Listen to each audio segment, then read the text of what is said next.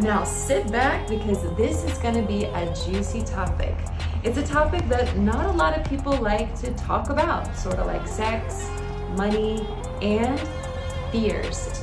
And how fears actually go into those other topics. How your fears can be blocking you from bringing more money and wealth and abundance into your life.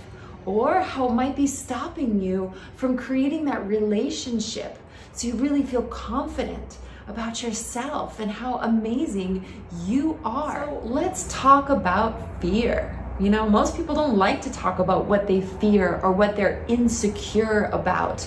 They want to push it underneath the table and they want to just, avoid it. Hey, I know that I've definitely done that.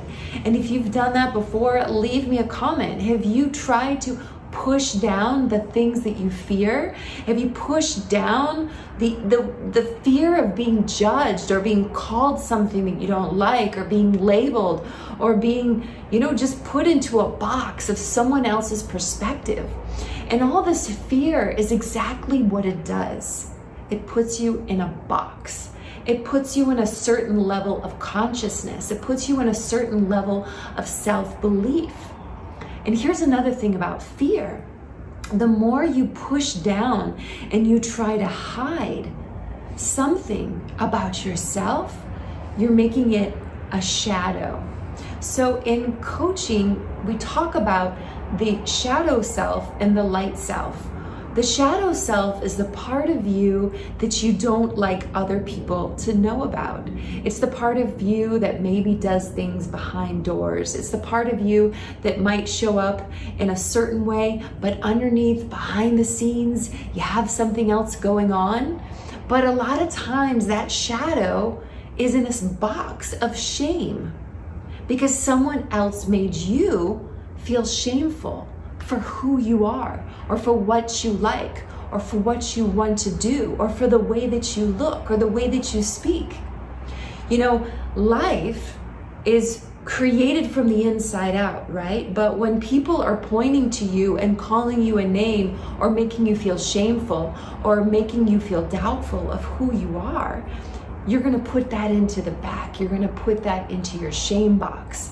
And then later, you could be fearful if anyone finds that out, right? You could be fearful over your finances. You could be fearful over your relationships. You could be fearful over who you are really or what you desire to express.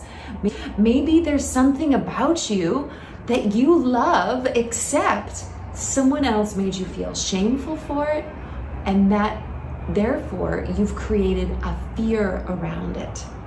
So what I'd like to give you as a tip today is to go and to look in the mirror and to literally call yourself the thing that you're most feared of being called. Call yourself out on it. I actually learned this technique from one of the pioneers in shadow research. Her name was Debbie Ford, and she started a clinic that was called the Debbie Ford Clinic.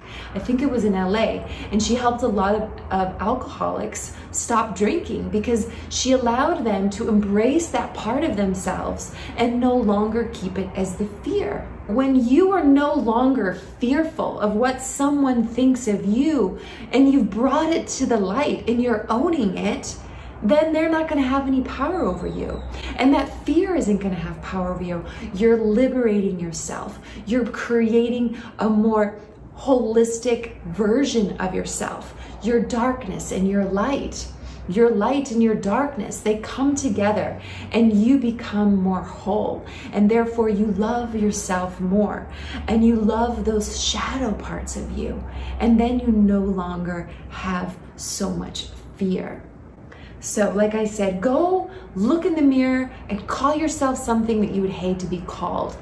Open up that drawer and see what you're really afraid of about yourself. See what you're really afraid of being called.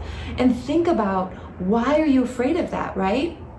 Before I end this video, when I was in 5th grade, I was bullied and it really sucked. And I was bullied because I was very prim and proper, and because I was all matchy, and I felt ashamed for being who I was. But you know what? That's who I am. I have to be myself. I've tried to be someone else thinking that it might be, more accepted. And the only thing I did was I stopped accepting myself. And I don't want you to do that. I want you to fully love yourself so that you can create the life and the business that you love. And that begins with you, really loving the you. My name is Milisa Claire, and it's an honor that you're still here watching this. And if you are, that means you're very serious about creating incredible shifts in your mindset, in your online business, and in the way you charge for your talents and services. So I would love to get to know you more. So send me a message. Let me know what you're up to, what you're creating, what excites you, and let me see if I can help you take your life and your business, your brand, to the next level potential of financial abundance, purpose, and joy.